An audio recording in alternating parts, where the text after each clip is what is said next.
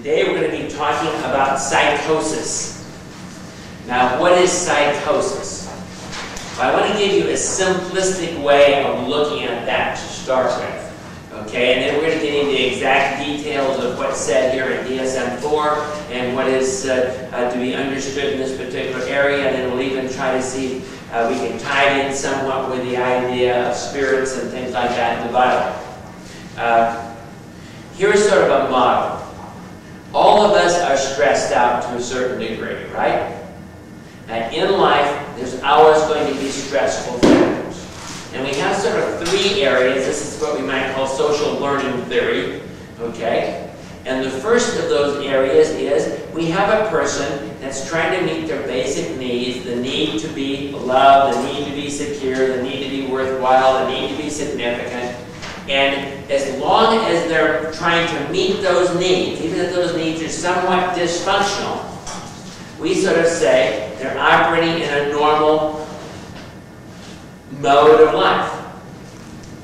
But sometimes when that stress gets so hard to handle, what a person does is they move into what we might call the safety need. We all have a more basic need than even the psychological ones I mentioned, and that is just to be safe. And the term that's usually used for that is neurosis. Okay? What happens is the person doesn't really care too much about meeting the other needs anymore if they're just safe. As an example, I will just hide in my house. Then no one will ever reject me again, right? Well, I'm safe, but are my needs being met? No. So that's the whole category that we call neurosis. But then let's consider what happens if that doesn't work. Okay? What if I can't even be safe there? It still doesn't work for me. Then I move into the area called psychosis, which is moving into unreality. I give you a story of this to help you understand what it looks like. I had a particular client that was brought to me, and this particular client had been caught. He had been in another city, and he had broken into a store, and this was a multi-level building. And when the police caught him, I guess an alarm went off and arrested him. He was about ready to rappel off this building. Had a rope, and he's going to rappel off the building. And the police were going to take him to jail, but they asked him and said, well, what are you doing here? And he said he was on a mission for the intergalactic forces. So what do we know? Somehow, by moving into unreality, he was trying to cope with life. The story is he was a senior in a college. In that particular college, he had gotten into the party scene and was doing a lot of drinking and other things like that. And he realized that he would never graduate from college, no matter how many years he stayed. And his father had this wonderful idea of how he was going to be a college graduate. And he could not face his father. So do you understand, by going into unreality, he's feeling very worthless, isn't he? Okay? But if he had been chosen to be on the intergalactic team, would he be worthwhile? So you have all of these kind of delusions and hallucinations and things that a person has as they move into unreality. And I want you to be thinking about, as we're talking about this, what causes this? This is a big controversy we're going to be looking at today. But first we need to break down the different types of symptoms that are characteristic of what is called psychosis. Okay? In other words, a break from unreality. The first type are what are called delusions. Delusions are where the person really believes something. And usually if you track it, what they believe says something about what the stressor is and what kind of problem they have. Here is a fast list of the different kinds of delusions that are considered under psychosis. First, delusions of grandeur.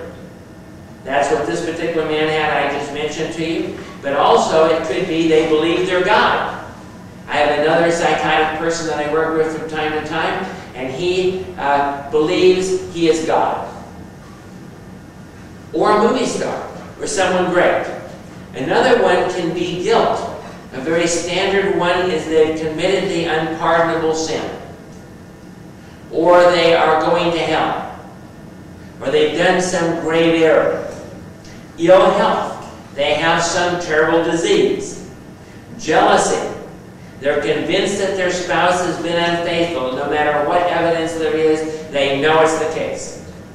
Passivity. Being controlled or manipulated by some outside influence. Such as, I know there are radio waves coming in the window. And those radio waves make me do what I do. Persecution. They feel somebody's out to get them, or something is out to get them, or everyone's out to get them. And everyone they see is an FBI plant that's out to gather data on them. Poverty. They feel destitution even though they have ample money and a job. Reference. The patient feels that they're being talked about, perhaps on TV or on the press. Thought control. They believe ideas are being put in their mind by others. That's what we call delusions. Okay? Now, hallucinations are slightly different. Hallucinations are false sensory perception. And it can be all of the different senses. And they occur in the absence of actual sensory stimulus. Somehow there's no stimulus on the outside that anyone else can pick up. But this person is seeing things, hearing things, like voices or whatever, would fall under hallucinations. Auditory and visual hallucinations are the most common. They must occur when the person is fully conscious. In other words, they can't be in, say, a malaria delirium or something. They can't be when they're just waking up or when they're just going to sleep. They have to be fully conscious.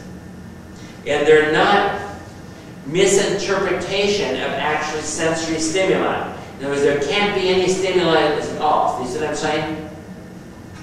It'd be a delusion if there was a stimulus and you were misinterpreting it and you wouldn't change that. It wouldn't be a hallucination. Then we have disorganized speech. These are all different characteristics, and as we get into the DSM-4 here and so on, we're going to see how they all fit into this.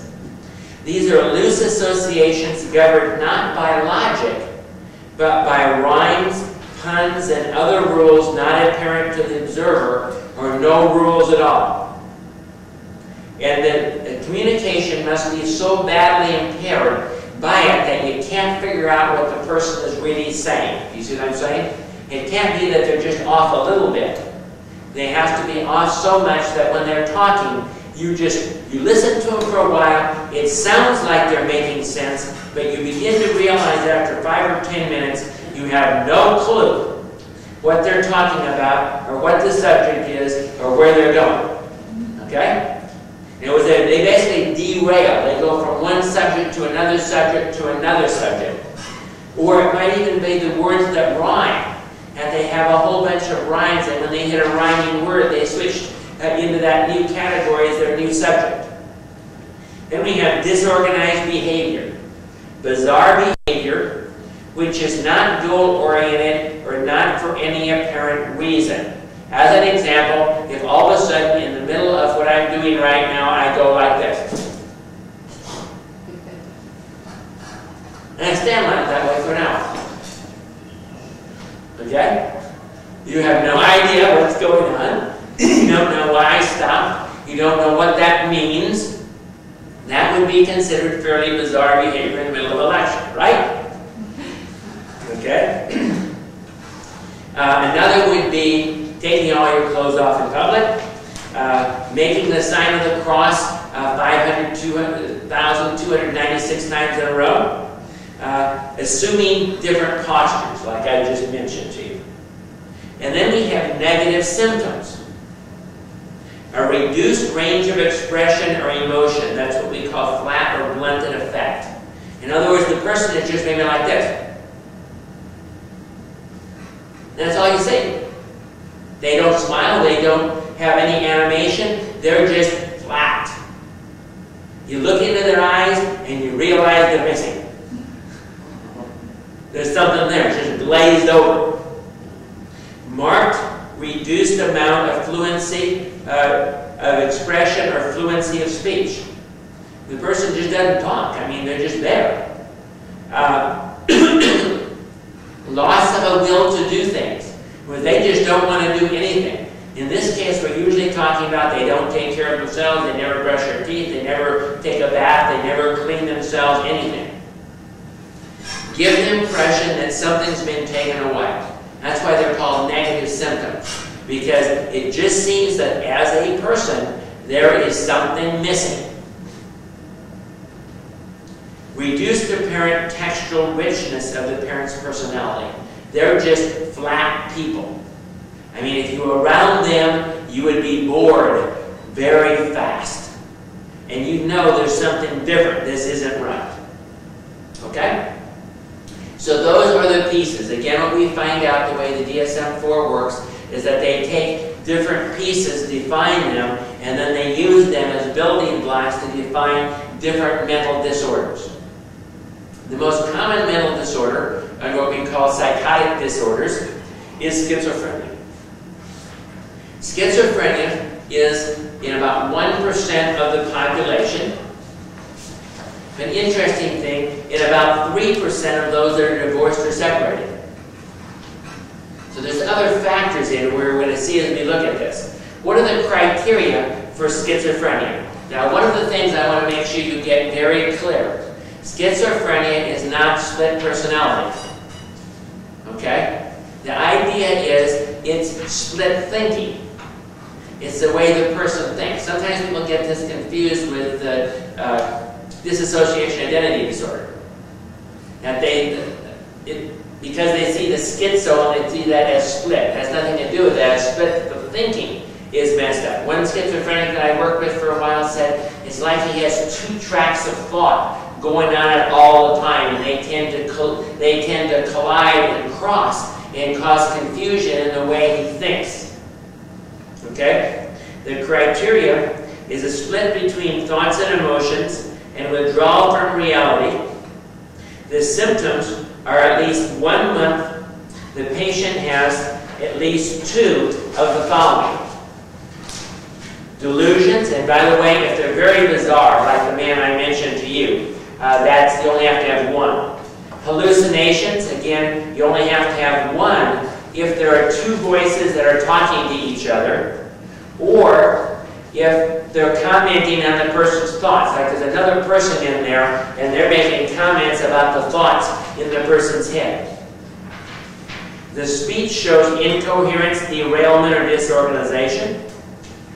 Severely disorganized or catatonic behavior. Catatonic behavior is the type of stuff where they freeze or they just don't react. Or any negative symptoms such as flat affect, reduced speech, active volition. They also, for at least 6 months, 1 month they clearly must be psychotic, but the remainder of that time they have to have some negative symptoms, or 2 of these symptoms in attenuated form. These are not really strong, but they're there. Most of the time they're materially impaired in work, study, socializing, or providing self-care. And this is not due to a mood disorder, a schizoaffective disorder we'll talk about later, medical problem, or substance abuse, or a developmental disorder. So what's it saying? You've got to eliminate all the rest of these things before you can really say somebody is schizophrenic. But now when you get into schizophrenia, we now have to break them into different types of schizophrenia. And we're going to see later when we look into some of the problems in the brain and so on that has to do with this, that we have at least 2 types of schizophrenia besides these breakouts that we're talking about here. Okay, the first one is called paranoid type. What's interesting about this is that this person seems to be fairly effective. Okay, they're not really preoccupied with delusions. have frequent auditory hallucinations. They don't have disorganized speech. They don't have disorganized behavior. They don't have inappropriate or flat affect. They don't have catatonic behavior. But they meet basically the criteria based on they are afraid other people are out to get them. They're paranoid. They're running from that, and they seem to be fairly normal, except they really believe people are out to get them. The example I had one time is I had a secretary I was working with going through a lot of stress, and she was starting to hang blankets on all her windows to make sure no one could look in and see anything. That told me, you know what, I think I better refer this lady to get some help, because she was about ready to go off the deep end here. Then we have the disorganized type. Negative symptoms or disorganized speech and behavior are more prominent than the delusions or hallucinations. Again, you have to meet the basic criteria. All of these symptoms, you have to have all of these symptoms prominent. Disorganized behavior, disorganized speech, affect is flat and inappropriate, and they're not catatonic. Then we have the catatonic type. Excessive, retarded, or excited behavior or bizarre behavior. You have to meet the overall criteria and at least two of the following. Stupor or motor immobility. That means they just freeze. Okay? Or they're just dead. They just don't move very much. Hyperactivity that has no apparent purpose and is not influenced by external stimuli. Mutism means they don't talk or anything, but they have marked negativism. Peculiar behavior such as posturing, stereotypes, mannerisms, or grimacing. And they have a problem of echoing, or they have a problem of echoing, where basically everything they say several times. Or they say what somebody else is saying over and over again. And then we have an undifferentiated type. This is the sum of all the other five put together. You can't put it together because it doesn't fit any of those criteria, so it fits undifferentiated. And then we have residual type. The actual acute psychosis has been markedly improved, but the patients are still somewhat unusual, odd, or peculiar. Okay? So now we have, that's what we call schizophrenia. But now we have a bunch of other things that look like schizophrenia that you have to eliminate to try and get a hold of this. And these are what they might call schizophrenic-like disorders. The first one is called a schizophreniform disorder. Okay? This person doesn't have all the symptoms. They could actually have all the symptoms, but they haven't been ill for 6 months yet. The idea is we don't know if we really have schizophrenia here. We might have schizophrenia. If we do, it will probably be a lifelong process. But we might have one of the other things we'll talk about in a little bit. And if we have those things, it will find full recovery. So it's sort of a middle in between. Then we have schizoaffective disorder. Schizoaffective disorder must be there at least for 1 month, the symptoms of schizophrenia and mania or depression. In other words, we have a combination of a mood disorder and schizophrenic-type symptoms that are coming together. Then we have brief psychotic disorder. This is one of the basic psychotic, they have one of the basic psychotic symptoms, at least for a month. But they don't have all the rest of it. Now we can have some others that also look like that. One's called delusional disorder. Okay? Non-bizarre delusions for 1 month with no other symptoms or marked deterioration.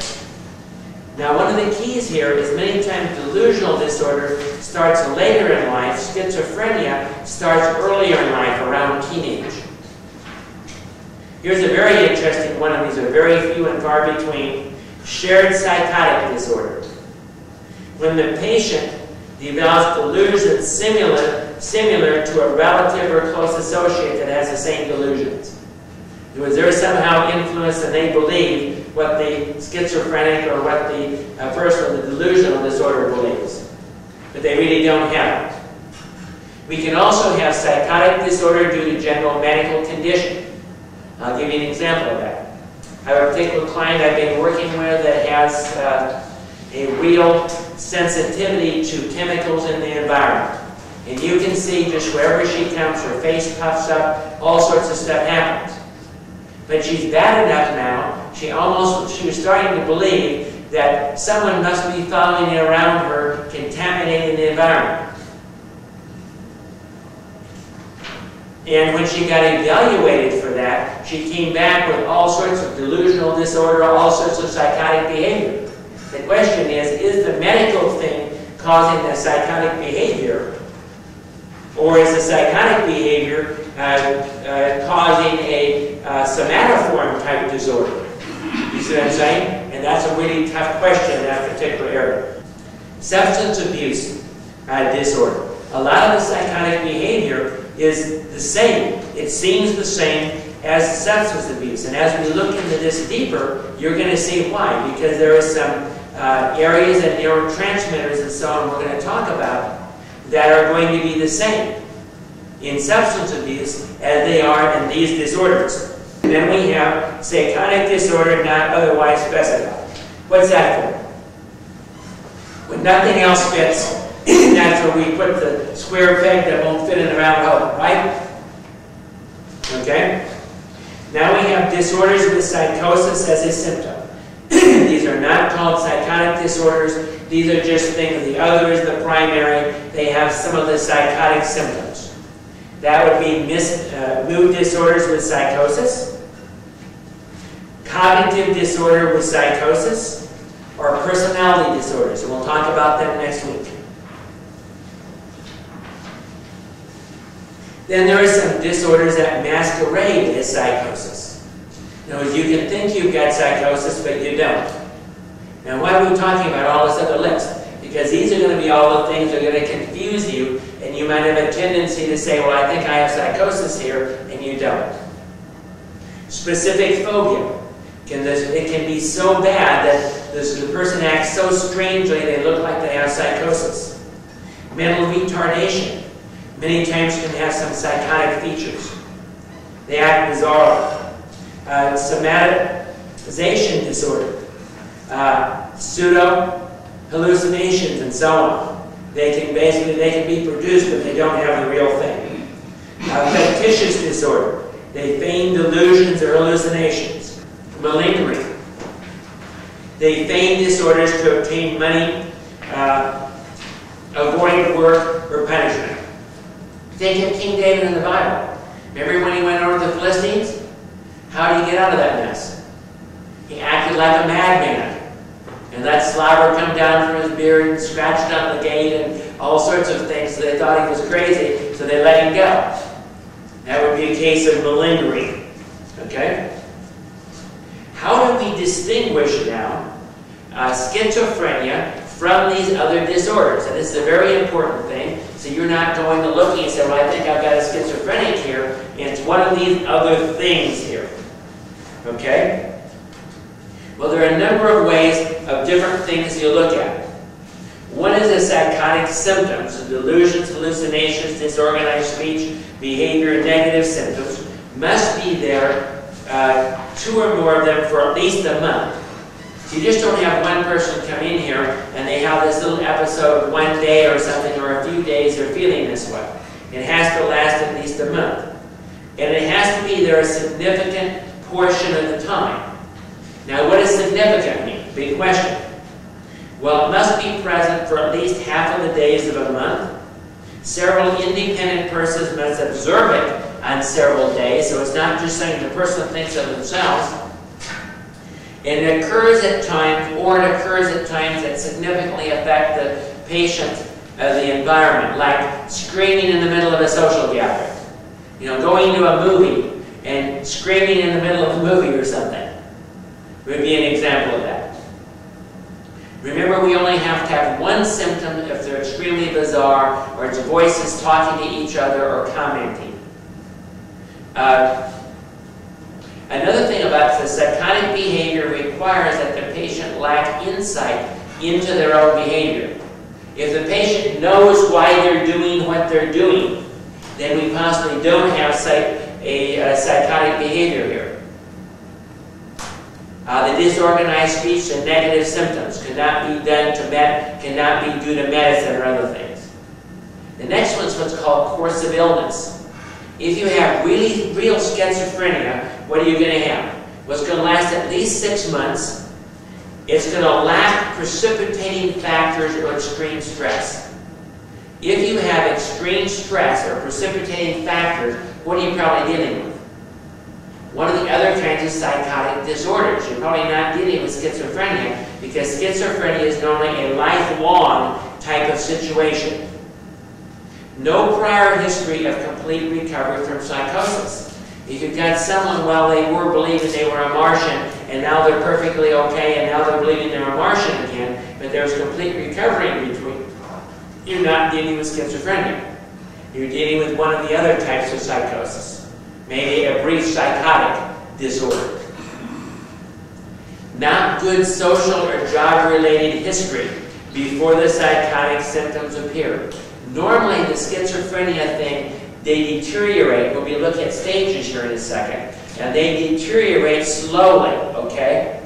It's not like they had this big, terrible experience at the war and they came home and they have schizophrenia, okay?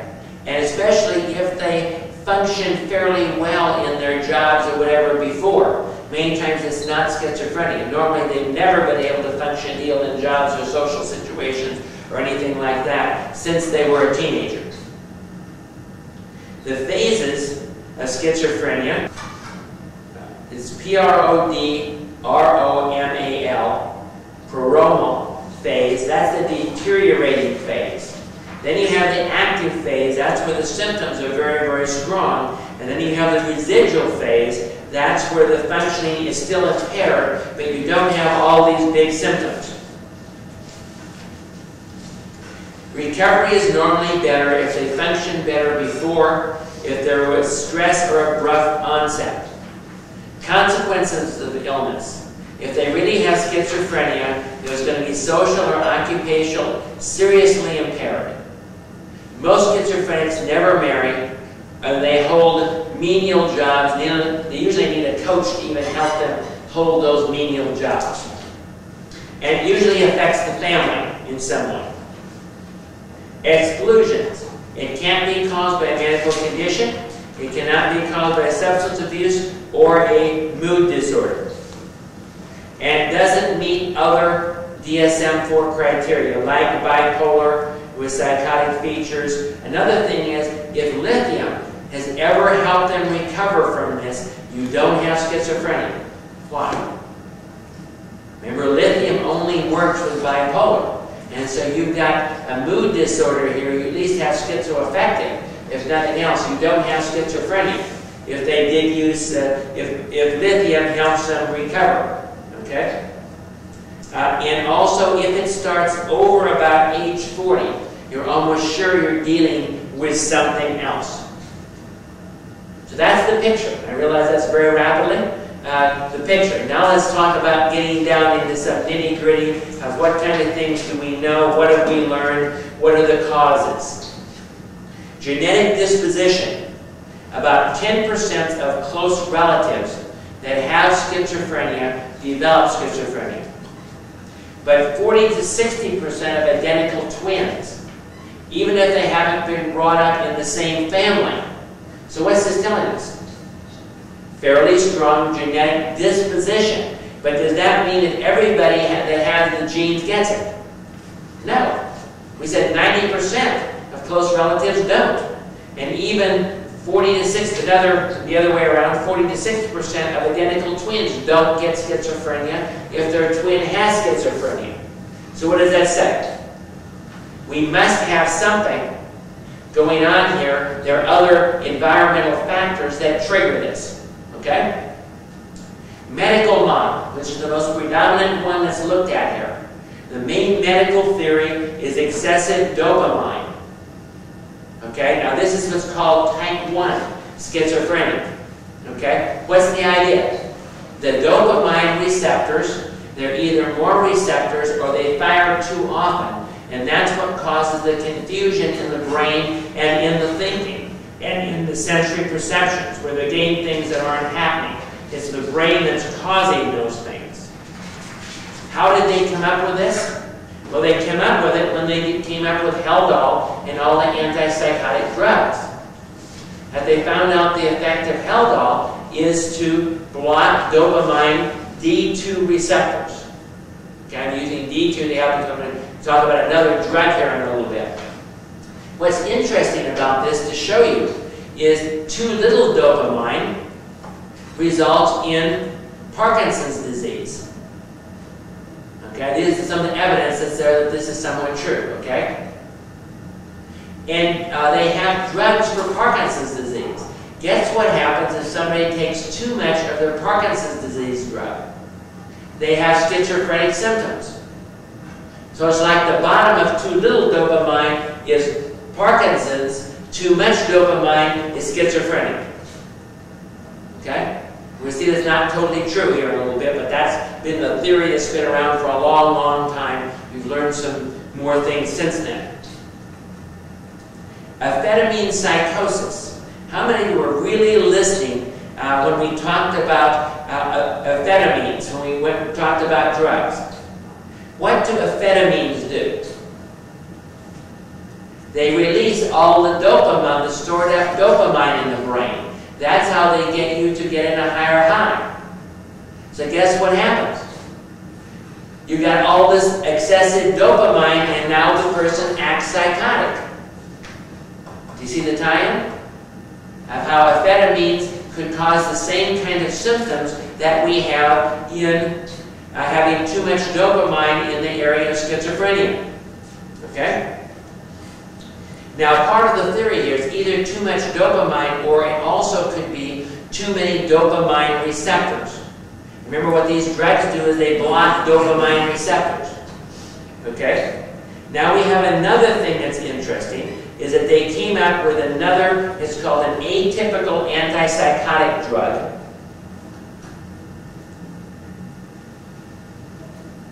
It's Clozapine. And basically, this is a drug that does more than the other ones. This one blocks both D1 and D2 receptors and serotonin receptors. So one of the current theories right now is this. We have two types of schizophrenia. We have the one type that have all these florid symptoms, and we have the other type where the person is really flat and disorganized in everyone. The type 1 is the florid symptoms. The type 2 is where the person is really flat and disorganized. And that one has to do with serotonin, and not as much as having to do with dopamine. And what they find is that this new drug does much better. The older drugs don't work very good in this disorganized type of schizophrenia. This new drug works a lot better over here and not as well over here. So we have two different types of drugs that do different things in the brain, and it seems like we have two types of schizophrenia that work better with the different types of drugs. See, the truth is a lot of people believe that schizophrenia is just an overall catch-all for a whole bunch of other things. And can you see that by all the different types that we had, that we were talking about, and how they're so different? In fact, some of them you can't have what this one has to have that one. So what does that tell you? We're probably dealing with a whole bunch more stuff here. It is not as simple as we would like to think it is, or we'd like to make it that way. And then there's another theory that talks about brain structure. They looked at the brain and they found that there are ventricles on the left side of the brain that's larger. These people have more of the negative and fewer of the positive symptoms and a poor response to drugs. But here's one of the catches again. See, nothing simple. We have people that have exactly these same brain abnormalities that don't have schizophrenia. Again, could it be a predisposition to this? Okay? Now, what kind of other theories do we have besides the medical model? Which again is the one that's primarily being used here. For most schizophrenics, what are we doing? Give them drugs. Okay? Well, Psychodynamic model tries to suggest that it's maybe regression to primary narcissism. Behavior model says it's a lack of partial reinforcers. But no one is really saying today that's the only thing. Because we know there's something else going on here. But these are other factors. Another one that's been very popular is family structure. For a long time, they believed that schizophrenia was only caused by like double binds, marital conflict, women's dominance and a lack of meeting needs.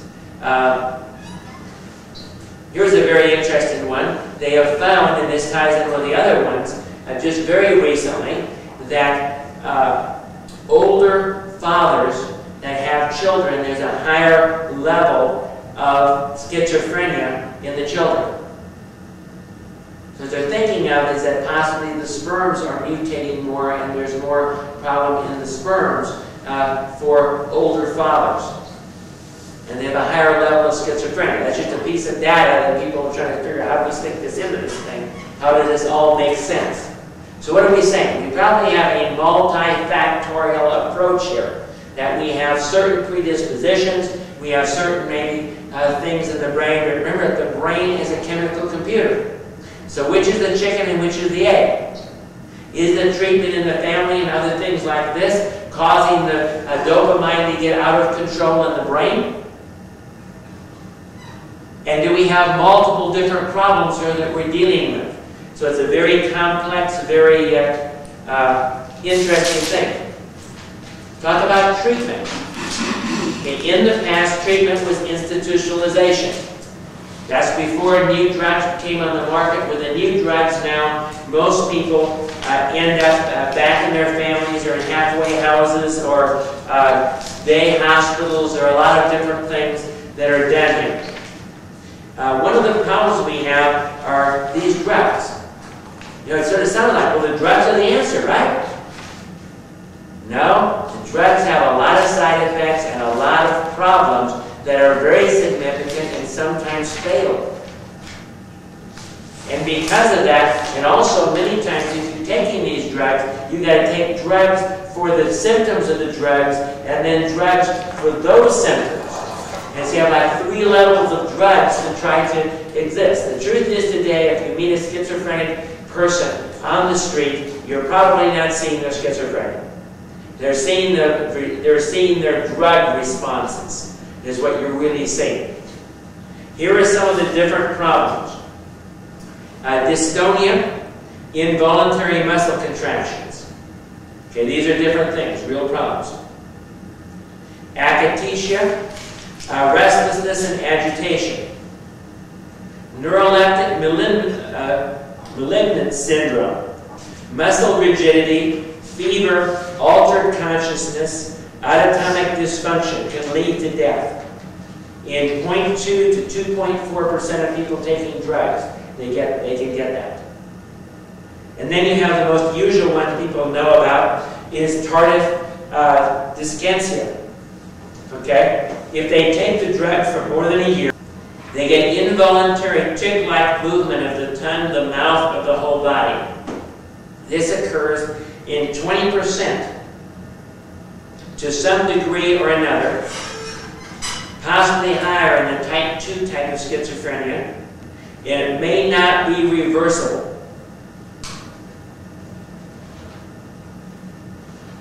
In Clozapine, it's not as high. But then in Clozapine, we have another problem. See, there's nothing here that fits this thing and works. There's a granular psychosis with Clozapine where the white blood cells drop. And a person, if they don't catch it soon enough, can actually die of that. And so you have all these significant things, but normally, for the person to live a halfway normal life, we've been going in the direction of drugs. How about in psychotherapy? Usually what we have is drugs, and then we have some psychotherapy. What kind of things are we talking about in psychotherapy? Well, usually it's used in conjunction with medicine. Try and teach active insight, boundaries, and so on, so social skills. Case management. Somebody that just works with the person, takes them around, teaches them how to live. Therapeutic relationship, trying to just help them feel love because they're dealing with all these low self-worth, all of these other type of problems that schizophrenic normally has. Family therapy for acceptance and stress reduction. Education of family members, day hospitals, halfway houses, occupational training, all of these kind of things to try and help them function better. But what's the usual outcome? Let's look at the outcomes. 10 to 30% require continued hospitalization.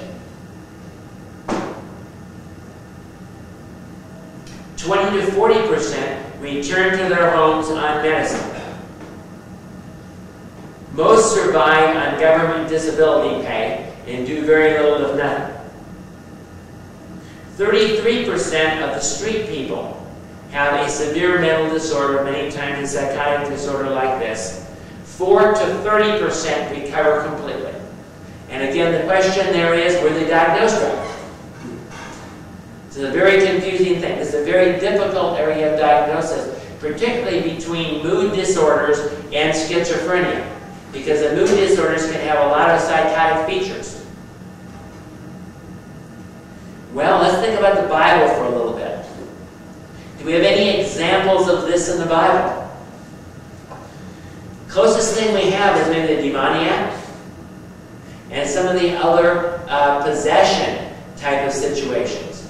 There's actually been some research done in the area showing that there are some significant differences between the person being possessed and when we're talking about schizophrenia and some of these kind of things. You can actually, there's some things you can do to try to tell the difference. But I want you to think about something here. Just think about it. I'm just going to toss out an idea here as we sort of close. Some of the really bizarre things in schizophrenia are, as an example, when there's a voice that's talking to the person and telling them they need to kill themselves or they need to kill somebody else. Or when there are two voices talking to each other. Let's now tie that kind of stuff, the hallucinations and the delusions, back into the social model of psychosis that we started with.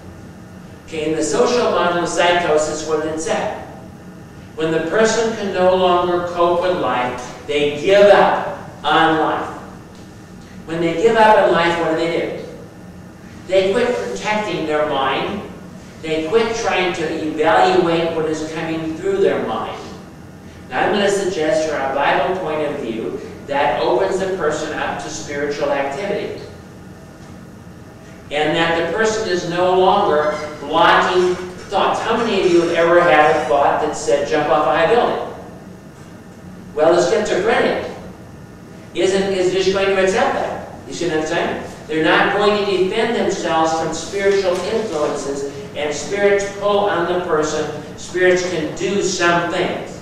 So it may be that we're dealing with spirits as well as some sort of mental dysfunction that's going on inside of the person. And it's, again, what do we normally say? Psychological problems open the way for spiritual control and spiritual problems. And there probably is nothing that is only psychological or only spiritual. They're sort of linked together. There's a book, you can read it sometime on this, that goes way beyond what I'm suggesting here, called Pigs in the Parlor. And it even goes so far as to list a set of spirits that they believe are involved in schizophrenia. So we have to sort this out. We have certain physical activity. I don't know, can spirits affect the neurotransmitters and that kind of stuff in the brain? Or have they been so dealt with that that the neurotransmitters have got messed up in the brain? Or do we have sort of a combination? And my guess is going to be that we have a combination of a physical, psychological disorder that now provides opening for spiritual influence, and that's where we get some of the really bizarre stuff and interesting stuff here. See, would it be true? Let's say you take your home computer, right? And you just go in there with a hammer and smash a couple pieces. Would you expect your home computer would all of a sudden start saying cuss words? Don't expect it to do nothing. You see what I'm saying? And so I'm saying is that we have some interesting things here when there are actually themes of destroying the person and other things that go on that aren't really explainable very much from a medical model direction. And all I can say is, we don't know. But if you're counseling and working with people like this, what are you going to want to deal with? Both sides. I found a particular schizophrenic I've worked with for a significant period of time. He'll come in, he'll be on the edge, he'll be totally convinced that he's committed the unpardonable sin and he's going to hell. And if I'll take him to the Bible and work with him on that particular area and get him convinced that that's not true, he won't end up in the hospital. If he's not convinced, he'll be checked in the next week. They'll be trying to work on his drugs and give him some more medicine and doing other things to help him deal with those things. Another schizophrenic that I've worked with for some time actually started out with a diagnosis of schizophrenic, then got re-diagnosed as schizoaffective, then got diagnosed with a mood disorder. And although he's still struggling with some of this, he might be what we call in the residual phase. At this point, he's been able to hold a job for several months. It doesn't usually last more than a year, but he's doing a lot better in that area, learning social skills, and being able to operate somewhat on a normal level. So there is some hope, there is help, but the bottom line is it's going to take a lot of work from a lot of different directions to help them develop what they need to make up for the developmental skills they haven't had and to get this all under control. God does have answers, but this is one of the areas that's the most difficult to work in because we have so little information, either in the Bible or in the secular world, just trying to figure these kind of things out. But can God handle anything? You bet. So we do have some answers, but maybe it's going to be more faith-based, and maybe it's going to be working with these people over a longer period of time. Let's pray. Lord, we thank you that you do have answers for everything. We realize this is, to us, one of the most confusing and one of the most difficult. So we ask, Lord, that you would give us the wisdom, that we could help these people, that we could provide what they need, Lord, according to your riches and glory. And we give you all the glory in Jesus' name.